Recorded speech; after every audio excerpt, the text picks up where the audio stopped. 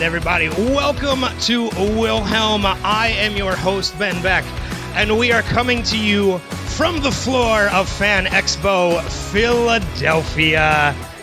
This is the first ever in front of an audience podcast I've ever done with Wilhelm.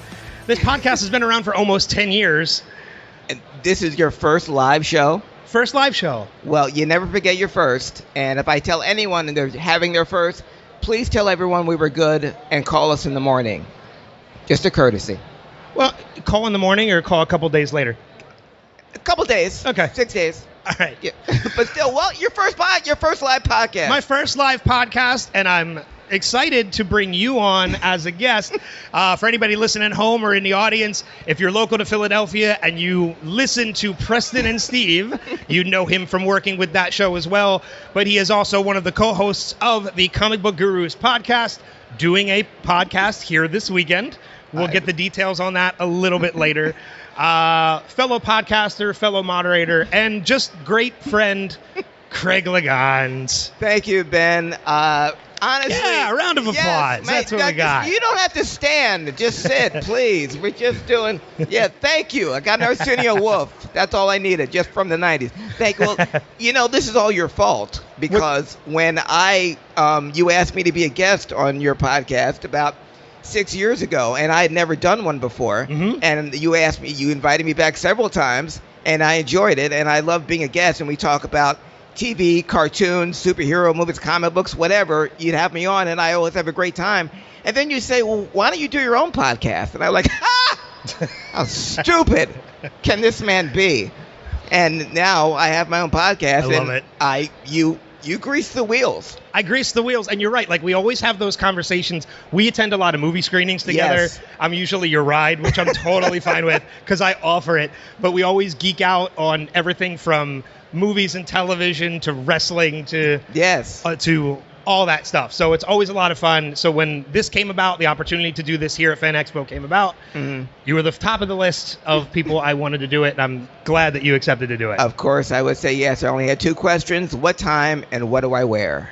And I helped you with both. Thank you. Because you gave me a choice of suit to wear today. And I told him to go with the Pac-Man suit. Pac-Man. So it's generic. It doesn't offend anyone. Thank you, Waldo. I found Waldo right there, folks. Right there. Put the books down. Waldo is right there. Thank you for being here. I appreciate it. So if you're unfamiliar with the podcast, Wilhelm is a pop culture-centric podcast focusing on television and movies. We do celebrity interviews. We've had over 200 guests on the podcast, some of them who are actually here this weekend. Tom Welling has been a guest on the podcast. Replays of panels I've moderated with Stephen Amell and David Ramsey have been replayed on the podcast, who are also here this weekend. But in addition to those interviews, we also do film reviews, movie discussions, and top 5 episodes. Top 5. Where we choose a topic. My guest and I, being you today, we'll choose our top 5 of that topic, run them down, reveal them to each other of what our favorites are. And this being FanExpo, we wanted to kind of make it centric to FanExpo. I didn't want to choose just one actor from the very vast majority of the We could have gone just Michael J. Fox. We could have gone just Stephen Amell, or just Henry Winkler, or just Christopher Lloyd. But we decided to just make it so much more increasingly difficult. Yes, and narrow it down. Make the topic of this podcast the top 5 favorite projects of any FanExpo guest. Wow. Which opens it up to, which means any television show or movie that any guest here has been a part of is eligible to be in our top 5. It literally opens it up to hundreds of things. The mind wobbles, and mine did, coming up today, because I changed and rechanged my list. Thank God they put erasers on pens now, or else I'd really be screwed. So, yes, I went over and over and over again. You did it electronically. I did it the old-fashioned way, and I wrote it down. So that's how old I am, kids. I remember pen and paper. So that's why I did my top 5. And I'm going to whip it out for all you guys right here to see. Back up. Way back, okay? This whole room might get dark after I whip this out. All right, so you start. This is your show. I'm just a guest, and I'd love to keep on talking, but it's time to play our game. No, it's fine. It's one of the reasons why you're here. It's one of the reasons I brought you on. Just one. So the format of the podcast is this with the top 5. We're going to reveal our top 5 favorites of the topic. This one being favorite projects of FanExpo. Any FanExpo guest. We'll go from 5 down to 1, and then by the end we'll throw out some honorable mentions as well. The cool thing about this, though, is that I do not know Craig's list. He does not know mine. Do not. I just thought of that as I said it, too. I'm like, Craig's list, wait a minute. Yes, I don't own the copyright on that yet, so you can still use the term Craig's list, and I will not get mad. But we don't know any of each other's lists as to not influence each other's lists. Yes. So we'll go down from 5 to 1. We'll talk about. We'll spend a couple minutes on them on. Okay. Throw out some honorable mentions, and then if we have time, we might even go to the audience and see if.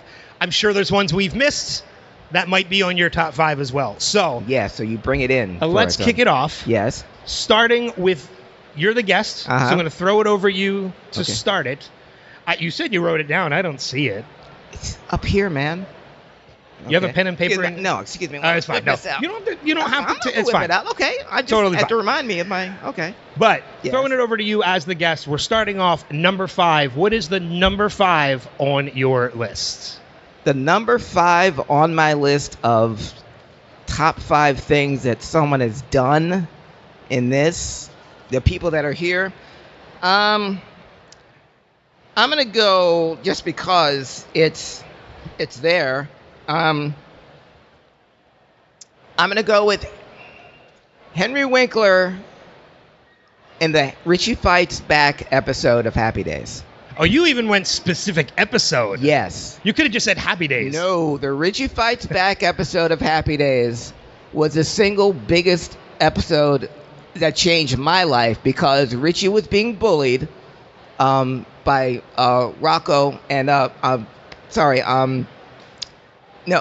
Frankie and Rocco, played by Michael Lerner and the late great Jeff Conway. So Richie comes in to Arnold's and they're hassling him, and it's like, hey, come over here. The balls on the ping pong machine are broken. I want you to fix it. Well, I'll just get Arnold. He's like, no. I want you to fix it with your mouth. My mouth? Yeah. Every time the ball hits one of the bumpers, you go bing bong. All right. I look pretty stupid. You look pretty stupid with your nose on the other side of your face. Do it. So Richie was going bing bong, ping pong, if you remember. Then Fonzie comes in and saves the day. And he taught Richie the secret of toughness. Okay? It's not be able to fight. It's just to have a tough voice. Don't ever grab me again. And just a tough voice. But it wasn't working. So he was going to have to fight. And he went crazy. And the guys ran off because all bullies are cowards. Everyone knows that. And Fonzie said to Richie what my dad had been trying to tell me. It's okay if you're scared. You just can't go around showing it all the time. Everybody gets scared. I told Henry Winkler that when I met him the first time.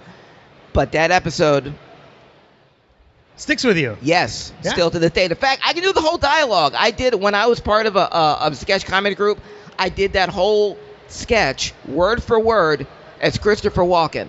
That's how much I love that episode. So is there video of this? There is video somewhere of it. It might be hidden, but so that's my number 5. So you went. You not only went project, you went specific episode. You gave us samples of dialogue. I love it. Yes. I absolutely love it. I feel underprepared now because I did not do that. That's okay. Richie Fights Back. Fine. That was my number 5. Okay. So moving over to me then with my number 5, I actually went with a television show as well. Okay. Of one of the guests that are here.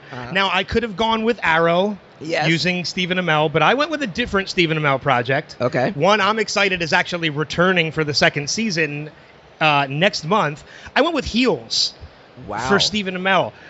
Only because I loved. I'm seeing shakes from the Are you not familiar with Heels at all? Never even heard of it. Well, see, now this is why you're here. This now is why you know what to look for now. You learn stuff. This Wilhelm podcast is a learning tool. Okay, we're all tools up here. But okay? I mean, What? What did I say? What did I say? I don't even know what I right. said. Okay. But Yes. I mean, one of the reasons why I went with that one too is because he was. Oh, don't get me wrong, he's great as Oliver Queen. I loved him as Oliver Queen, and I still love the fact that we got him to return as Oliver Queen in this last season of The Flash. But you look at the character he plays in Heels, knowing full well he's a huge wrestling fan. He has actually wrestled for WWE and. Was it AEW or Impact at the time? I think it was Impact when he wrestled with Impact. Yes. So he's a huge wrestling fan. He has the chops to do it. So playing a wrestler in an independent wrestling league for a television show is just a role he's born to play. That is and true. he fits into that role so perfectly. Now, I feel like you're at a little bit of a disadvantage because I know you've never seen it. I've never seen Heels. We've had this conversation. It's only because I don't have Showtime. Stars. If I had Showtime, Stars. I'm sorry. If I had Stars, I'd be all over Heels because I love wrestling. I love Stephen Amell, and I love the fact that he took something he's passionate about, and he wouldn't let it go. So the first series he did after Arrow was Heels, and that's huge. Yeah. So yeah. But that was my number 5. I had to go. I could have, like I said, I could have gone with Arrow, but I went with Heels just because I think of the two roles. It's much more suited to what he is personally rather than a character that he was portrayed to play. Right. So, all right. Takes us into number 4. Number 4. We're going to shift it back over to you. To me. What is your number 4 on the list? My number 4 on the list is, and again, I'm getting way specific here. Another specific episode? It's a specific episode from a specific show. Michael J. Fox on Family Ties, he did an episode that was pretty much a one-man show called My Name is Alex. It was a 1 hour. It was back when TV was very special. Like you can have a very special episode of Family Ties. A very special episode of Family Ties. Yeah, you notice you never saw a very special episode of American Gladiators or a very special episode of, of Cops. It was always, but anyway.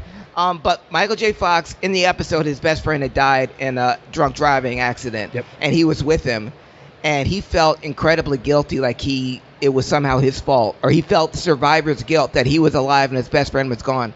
But we went through Alex P. Keaton's life of what led him to there, and it was just a one-man show because he was wandering through different sets, and he did his character in different stages of his life, and you can see how totally committed he was. He won the Emmy for that. Thank God. He had been nominated twice before, but he won that year, and that was the year when he won. He said, I feel 4 feet tall. I feel 4 feet tall, yeah.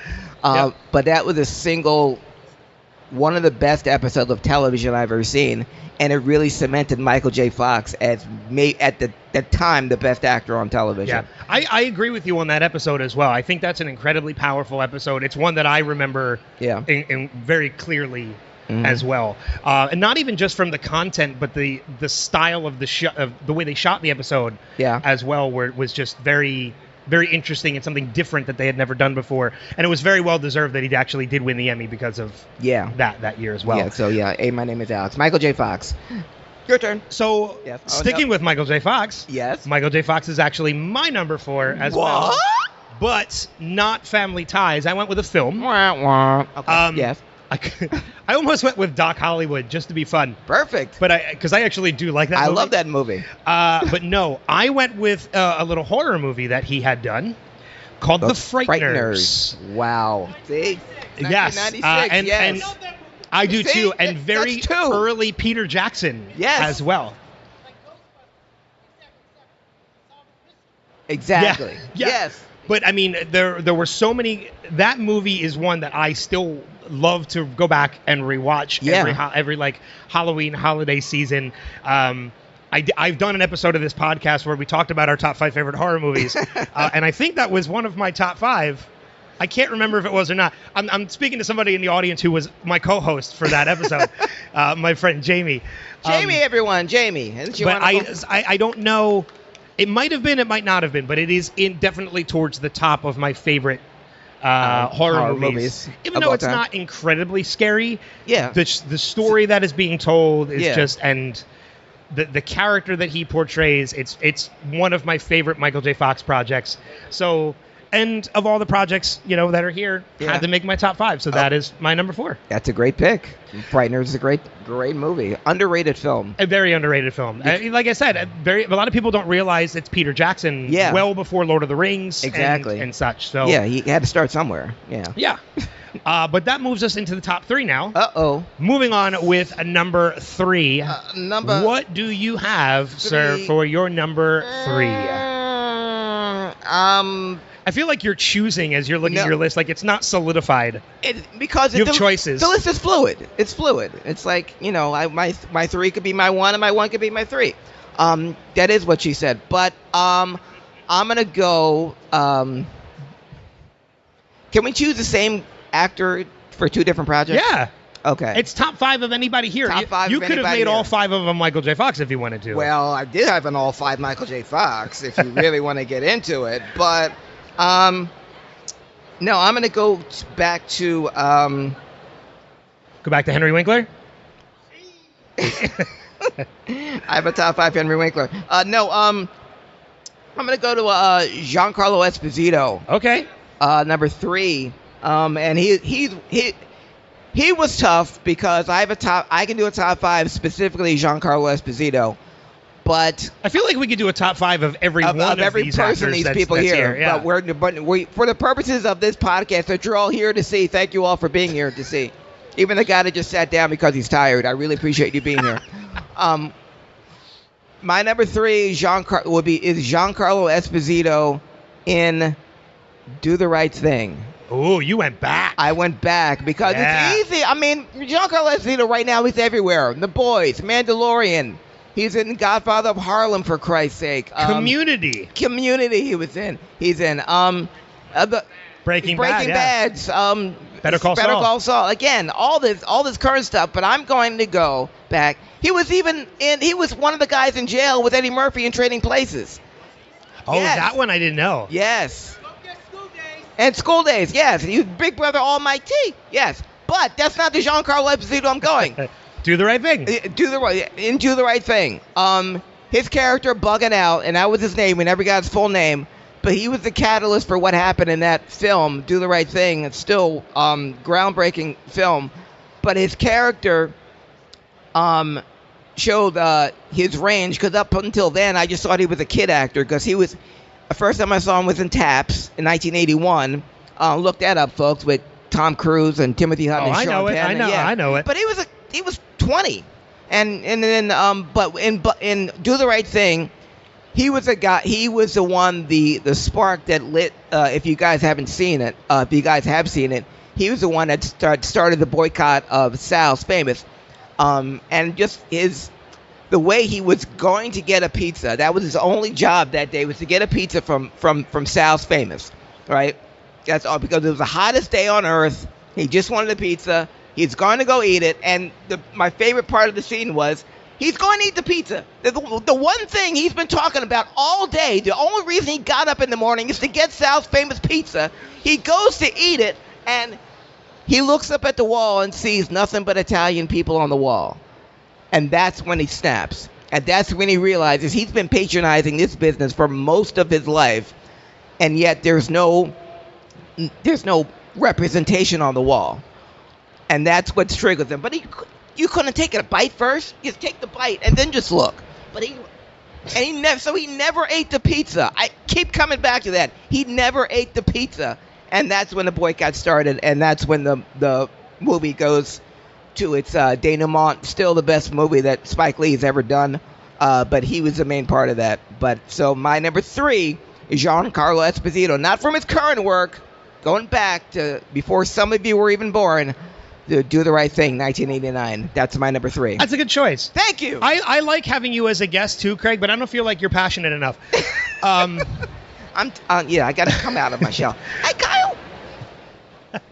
But no, I mean, I like that you went back. I mean, because that was one of the reasons why I like doing this, because I knew having you as a guest, you were going to pull out like those rare gems. You weren't going mainstream with sit down. Yeah, pull it out. Yes, Do the Right Thing. So that leads me then to my number 3. It's not the same one, is it? No, it's not. That would be so coincidental if it was Do the Right Thing for Giancarlo Esposito. No, so I went with an actor who, just like you with Giancarlo Esposito or Michael J. Fox, could do a top 5 of just their movies as well. Yes. And it was difficult because I knew I wanted this actor. It's somewhere in my top 5. And I knew it was going to be difficult because of how many movies they've done. Right. My number 3 is a Christopher Lloyd film. I could have gone with Who Framed Roger Rabbit. Yes. Could have gone with Taxi. Or Back to the Future trilogy. But for my number 3, yes. I went with a comedy gem. What? Of Clue. Oh! And the crowd goes mild. Look at that. Goes mild? I mean, it is... No. Clue is it's just one of those movies that still holds up to this day. Yes. Like, you can watch it over and over and over again. It's still funny. Unfortunately, yeah. But I mean, like, funny. it's still funny to this day. The characters still hold up. Tim Curry, Michael McKean, and Walters, Nancy Walker. I'm sorry. Who else? Ed Begley, Tim Curry. You said Tim Curry, Christopher Lloyd. Yeah. Mary Lou. Who was it? Was it Leslie Ann Warren? Leslie Ann Warren. Yes. Okay. Yes. Yes. But yes, because you say Clue and everyone goes nuts because they still know it. But the movie has so many quotable lines, and it's one of those movies that, like, we live in a society now where Hollywood is remaking everything, or rebooting stuff. And I know there is a Clue remake yes. in the works. Coming. And I was originally, the moment I heard it, I was like, they're remaking Clue? No, this shouldn't be done. And then I heard who's behind it, and I'm like, well, wait a second. This could be interesting because Ryan Reynolds is the one that is behind the Clue remake. Okay. With the help of Jason Bateman. Yeah, so now you know it's going to get done and it's going to be awesome. Now I'm like, okay, I might have to give this a chance because Ryan Reynolds, anytime he has a passion project like that, like Deadpool or something like that, he's fully behind it, and it becomes something great. Yeah. And I feel like with his sense of humor and the way he is, a Clue remake could potentially be something great. Okay. Especially with the cast that they pull in. Yes. If they pull in a good enough If cast. Ryan Reynolds or Jason Bateman call in some favors, yes, we can get an all-star, a Knives Out level of casting. That'd be amazing. For Clue. Yeah. Because I love Knives Out, Me too. too. That's such a... Yes. Didn't make my list. Because there's nobody in the movie. There's nobody here that's in the movie. Yeah, we can do it again next year. We were talking about this last night, too. Because I know it's a little off topic. But if you listen to the podcast, you realize we break away every once in a while. Yeah. I said to you last night, it's a good thing that nobody here at the show was ever in an episode of Ted Lasso. because Ted Lasso would have been my number 1, like 1 through 5, easily. All right, so that gets us through 5, 4, and 3. Moving into our top 2 now. Our top 2. This is where things... I was actually pretty solidified in my top 2. I knew what my 1 and 2 were. Okay. 3, 4, and 5 were the ones that were just constantly changing and fluid. Yes. As you said. But going in now to our top 2. Number 2 on your list, what have you got? Well, Ben, you mentioned wrestling at the beginning of this. Okay. So my top 2, this is a movie that I begged my mother to take me to go see. Nacho Libre. No. Oh. Is Jack Black here? Jack Black here? No. Is he here? No, this will be the great Henry Winkler again.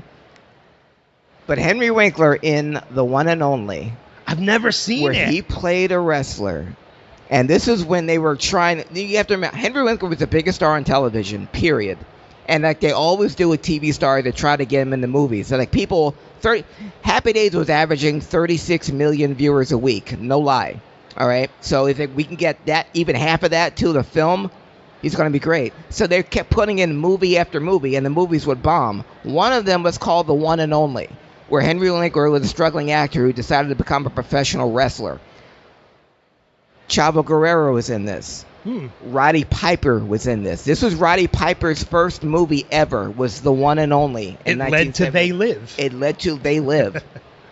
But I wanted to see it and there wasn't a lot of wrestling in it, but because there was, that was part of the trailers. And I begged my mom. I was 11, and I was like, please take me to see this film.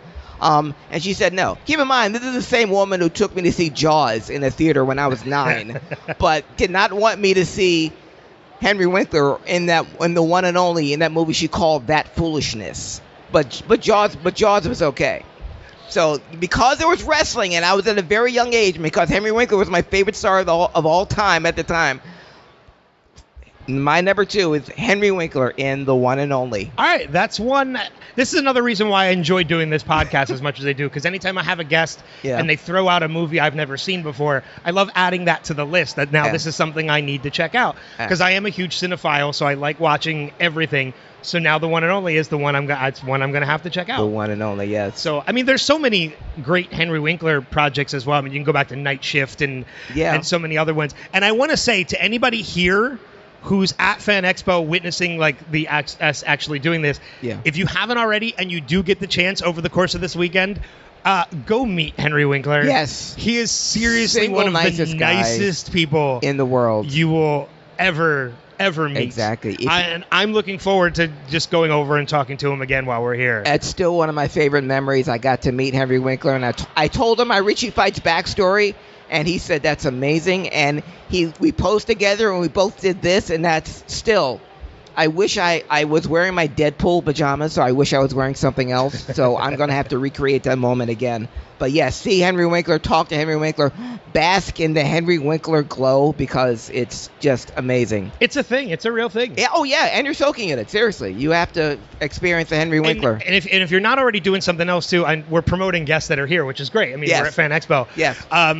Go to his panel is on Sunday. Yeah. I believe like 5:30, 6 o'clock, something like that. It's towards the end of the day. Yeah. He's an amazing storyteller. Yes. Go check out Henry Winkler's panel on Sunday, too. It's great. Henry Winkler told the story of how he turned... I hope he's listening. I know he's like right over there. If you can hear me, Henry, he told the story. He was supposed to be the lead in Grease. Yep.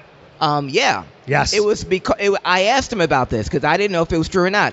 I said, originally, instead of John Travolta and Olivia Newton-John, they wanted Henry Winkler and Marie Osmond. Okay? And Henry Winkler said, I don't know about Marie Osmond, but yes, they definitely came to me and asked me to be a lead in Grease. And they said, Henry, okay, so for this role, we need you to wear a leather jacket and slick your hair back. No, I'm already did that with Lords of Flatbush. I'm doing it with Happy Days Now. I don't want to be typecast. No. So in Henry Winkler's words, he said, I said no to Grease. I went home and I had a Coke. John Travolta said yes to Grease. He went home and bought a plane. Yeah. That was Henry Winkler's story, but tells a great story. Yeah. Yes. And you might get that story again, too, if you go to the panel on Sunday. Because he loves telling it. Yep. Who knew? He's Henry Winkler. Have we stalled enough? We're not stalling. Okay, well, it's called filling time. Oh, it's called vamping. It's called stretching. Yes. Okay. So that leads me to my number 2. Your number 2? Oh, I thought okay, yes, you're number 2. What, did you think we did my number 2 already? No, I gotta stop saying number 2. It sounds weird. Yeah, do your number 2 already, right here. So for my second pick, yes, I went with one of the guests that is obviously here, and actually a gentleman I just shared the stage with. What? Right before I did this panel, Dante Basco. What? I went with Hook for my number 2. I mean, it is a childhood classic. I was so thrilled to be able to actually be on stage and talk to him about Hook, and get to kind of like share in the story a little bit. But I mean, and I even told him after the panel was over and we went backstage, I was like, we're doing this podcast. We're doing the top 5. Hook is my number 2. Yeah. And he was very happy to hear that and very honored to hear that as well. But this is a movie that has stuck with me since childhood. I mean, it's a movie I constantly rewatch. Not to mention the fact my love and admiration for Robin Williams is another reason why that is very high on my list. Of course. So it was very hard for me to not... This was, like I said, when we were putting together this list, my 1 and 2 were very solid. Right. I knew what they were going to be. I knew what my number 1 was going to be. Yeah. And I knew Hook was going to be number 2. Okay. My number 1, for anybody who knows me, is very obvious. Very obvious. But if you're in the audience and you don't know me that well, you're not going to get it. But yeah, okay. Hook was an easy choice for me to fill in for my top 5. That's good. You know, with the fact that, I mean, the movie's going on 30 years now, almost 35 years, and he still gets a huge crowd. and because he's so well, known for that film. And that was a huge cast filled with Oscar winners, and he got the Oscar for cinematography and everything, and you still remember him. He still gets the admiration for the movies, and he still gets the residual checks. That's the best part. He does these videos online. We've talked about it. He does these videos online called Residual Lottery, where he just goes to his mailbox and he'll come back with like 2 or 3 residual checks for projects, and he films himself opening them up to see how much he gets. And he says they're either going to be Taco Bell dinner or steak and lobster dinner. And anytime he's opened to hook one, it's always the steak and lobster. Of course. Yes. That movie is still so beloved to this day. Yeah. Still gets constant replays, and people still love it, so he still makes money off of it. Which and people still love him. Support him for it. Yeah. That's amazing. I went with Hook for Dante Basco. I could have gone with Biker Boys, but I didn't do that.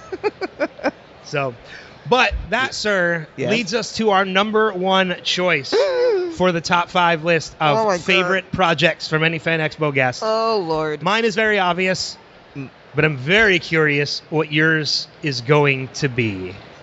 Yours is very obvious. Mine is not so. That's what I like, though. I didn't make this choice because I knew you wouldn't pick it. I made this choice because of how it stuck with me. Any of the previous 4 could have been my number 1. Name the actor. Let me see if I can guess. Christopher Lloyd. Oh, it's too broad. And if you get it, I will give you the shirt off my back, literally. But Piranha 3D. No, that's my number 2. But no, that's your number 2.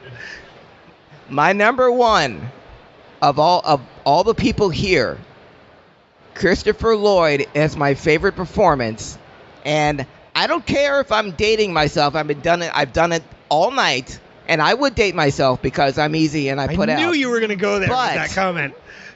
I'm going Christopher Lloyd. Steven Spielberg had his own show in the 80s called Amazing Stories. Yeah. And there was an episode. Now, all of them were half-an-hour episodes, but this one was a full hour. And it was called Go to the Head of the Class. And it starred Christopher Lloyd as a terrifying history teacher by the name of Professor B.O. Beans. And he would terrorize the students. If they didn't know the right answer, they'd have to meet the masters. That means you'd have to kneel in front of the class and hold your arms out, and he would stick classic books on each arm of the masters of literature. Tolstoy, Hemingway, Shakespeare, and you'd have to stand there, sit or kneel for the rest of the class like that. The 2 students that were fed up with him were Scott Coffey and Mary Stuart Masterson. And they said, we got to get this kid. I wish somebody would get him. And Mary Stuart Masterson said, yeah, I'll get him. She dabbled in black magic. Everyone's looking up Amazing Stories right now. Go. I'm saying this show, this episode that came out in 1986 scared the living out of me because of Christopher Lloyd. The thing was, they would pull the black magic. They needed a picture of him to cast a spell on him, and then he would be in their control. They just needed a picture, but they took his picture out of the yearbook. They tore it in half, so they tore off his head, and then they tried to put it back together. And then they poured the potion on it, and it killed Christopher Lloyd. But when he sat up, his head was still on the pillow. And his body... This sounds like Tales from the Crypt. This was Amazing Stories. This was Steven Spielberg. 1986, people. Do you know why this is my number 1? Because it stuck with me for this long. Yes, sir, I'm talking to you. That's how big this episode was. Go to the Head of the Class. Amazing Stories, 1986. The Christopher Lloyd character, Professor B.O. Beans, was chasing Mary Stuart Masterson without his head. And the way they shot the camera, Ben, he was running after them, and they were running behind. You could see him in the frame. So you know how they are chasing. They focus on the one person running. You could see him running in the back, carrying his head. And he's talking the whole time. And Scott Coffey's character is Dennis Brand. So they go, Mr. Brand, Mr. Brand. and he's running while he's carrying his head, and he threw it. I'll give it away. I'm not giving away the whole thing, but if it's available on, I believe it's available on Amazon Prime. Hi, you're beautiful. Thank you so much for being here. I just wanted to tell you that. You're the most beautiful thing I've seen all day. My show has been hijacked. Yeah. Thank you so much. If you ever see the show Amazing Stories with 1986, you have very bad parents. Just let you know. Bad man? Yeah. But you're beautiful, okay? Thank you for being here. I got All Hail the King, ladies and gentlemen. All hail the king. I feel like you need your own series of just explaining episodes of television series. Amazing Stories. People don't even need to watch it. We can just listen to you tell the story. Yeah. But I believe it's available on Amazon Prime. If you have time tonight, check it out. Amazing Stories. Go to the Head of the Class, starring Christopher Lloyd. That is my number one. I cannot recommend it enough. All right. I'm actually going to check it out because I'm familiar with Amazing Stories, and I have seen a couple of them. But that's one I don't... You're such a ham.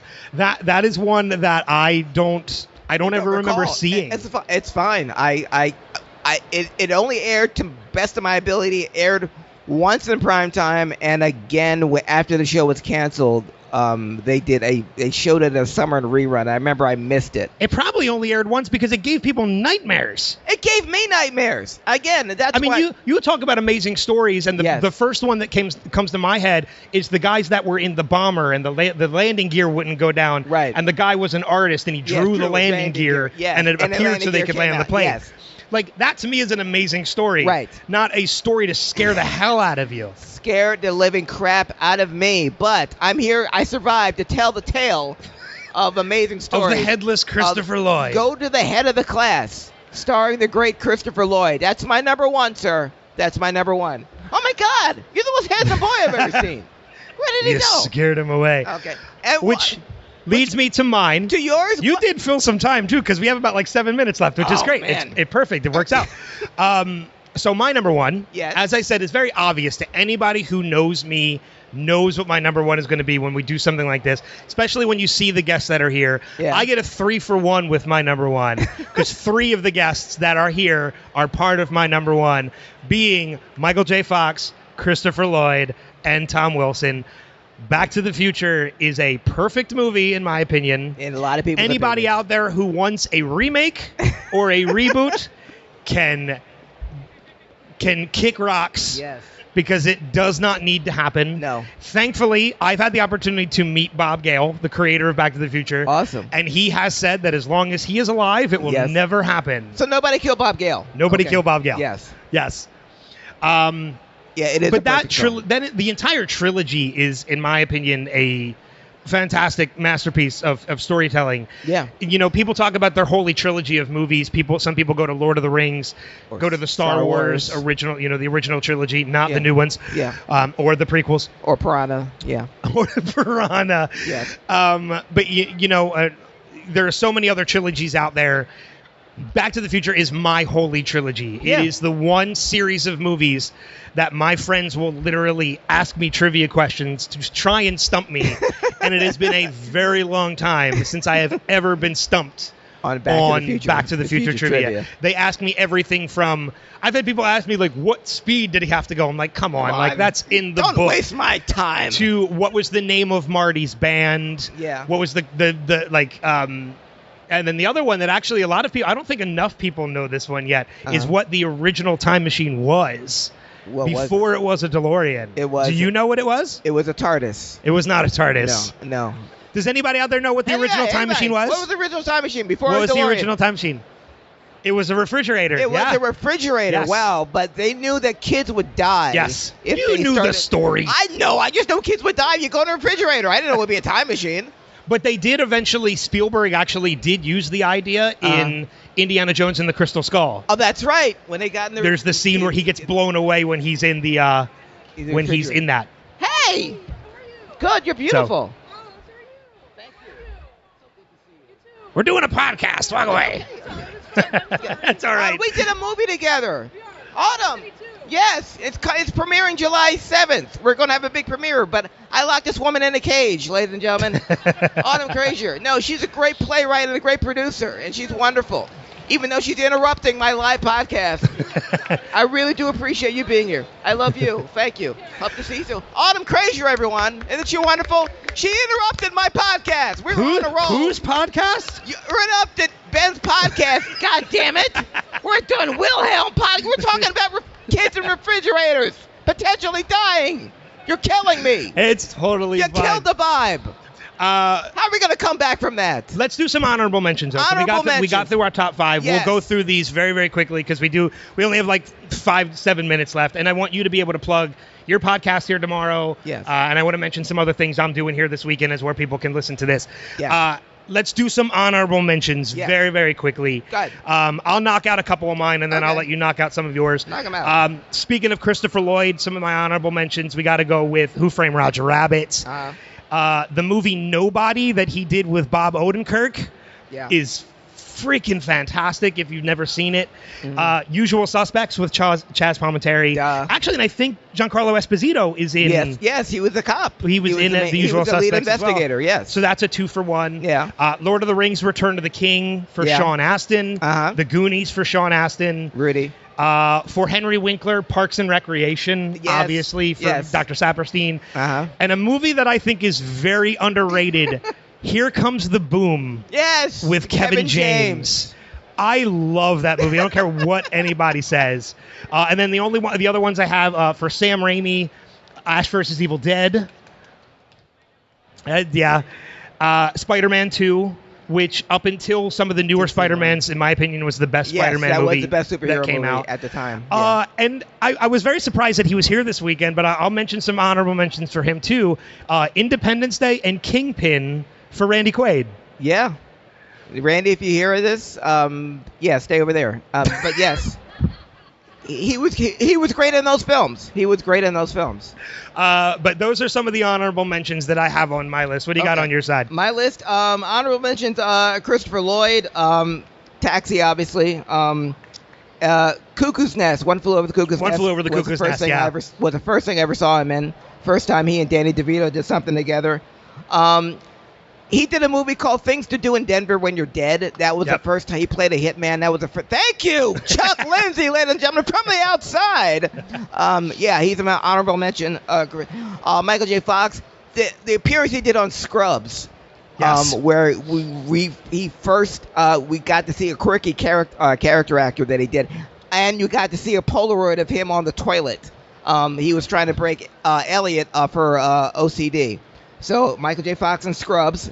Also him in Secret of My Success. Secret of My Success is a classic movie. I love that movie. I honestly thought I could just move to New York and find an apartment and just get into big business like that thanks to Michael J. Fox. So, that's in my honorable mention. Giancarlo Esposito, Taps, I already said that.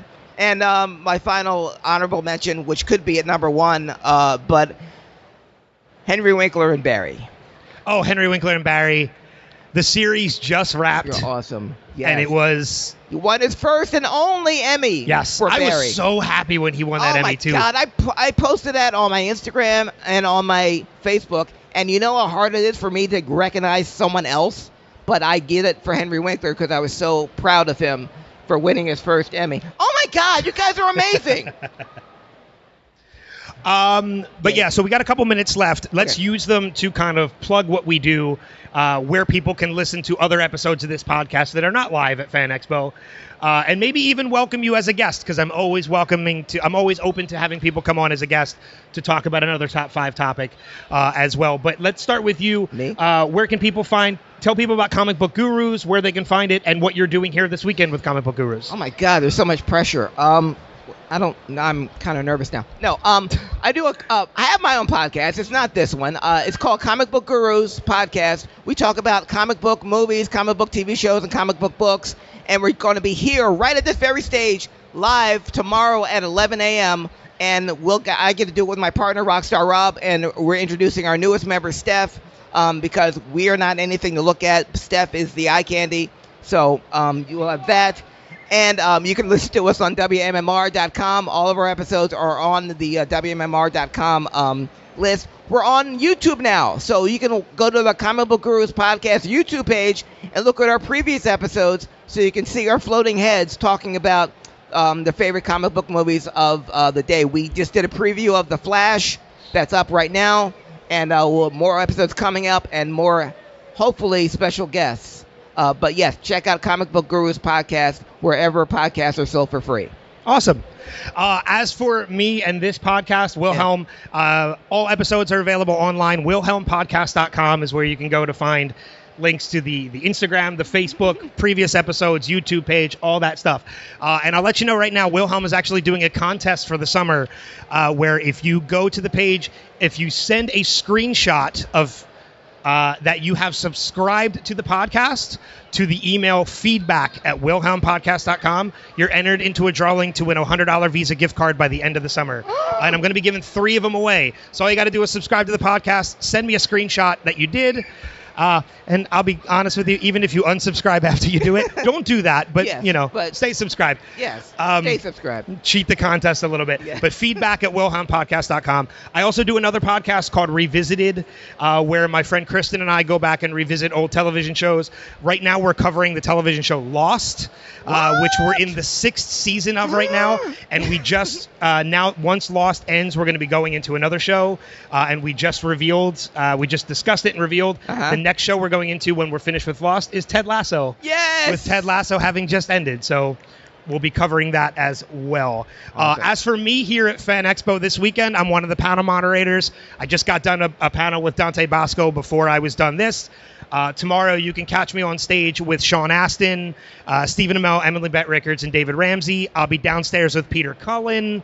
And also with Steve Burton. And then on Sunday, I will be on stage with Giancarlo Esposito, who we were talking about.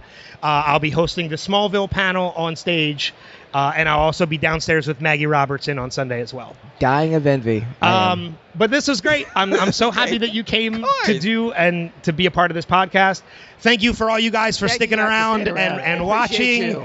Thank you. Hopefully we get to do more of these podcasts in front of an audience. Yes. It's so much fun. Isn't doing a live great? Isn't doing it in front of people? Isn't that really? It is. I mean, I might second guess my guess next time, but I'm totally kidding. I'm saying if you need to, if doing it is always great, but doing it in front of people, doing it in front of an audience is great. It's a lot of fun. It's a different vibe. And doing the podcast too. Yes.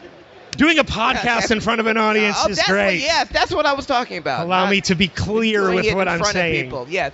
Thank you, man. Seriously. But thank you for being a part of this. Thank you guys for being it. And until next time, we'll see you on another episode of Wilhelm. Good night, everybody. Good night.